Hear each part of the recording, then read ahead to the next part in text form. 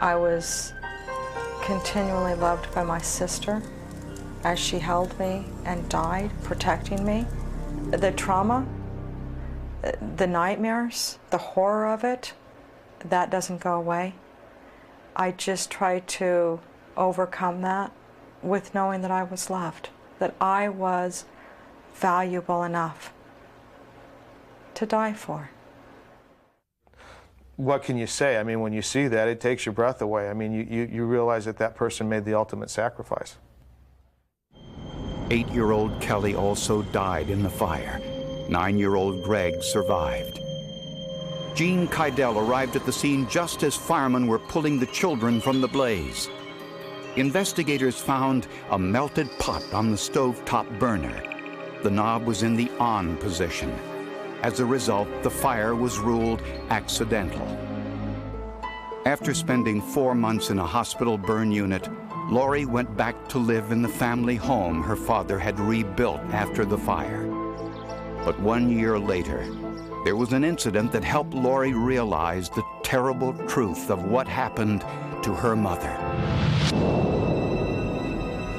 It happened when Laurie and her father went to a friend's funeral. His name was Michael, a boy from the neighborhood who was killed in the Vietnam War. Daddy, when is he going to wake up? He's not. He's dead. They're going to bury him today.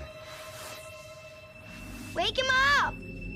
Wake him up! And I began to cry, and I threw a very large distraction, a very large fit, trying to make people understand that we needed to wake Michael up, that I wasn't going to permit them to bury Michael in the ground.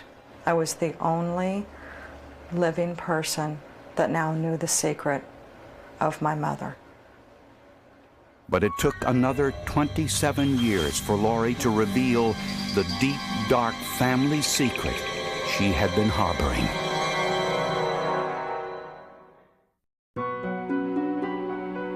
In 1993, after Diane Kydell had been missing for 27 years, her only surviving daughter, Laurie, walked into the Phoenix Police Department with a written statement. It described a terrible secret she had been too afraid to reveal.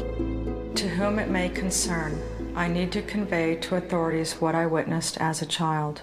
First, I must greatly impress the fear I have of my father's violent retaliation. I was often told when I was a child by my father, I brought you into this world, I can take you out.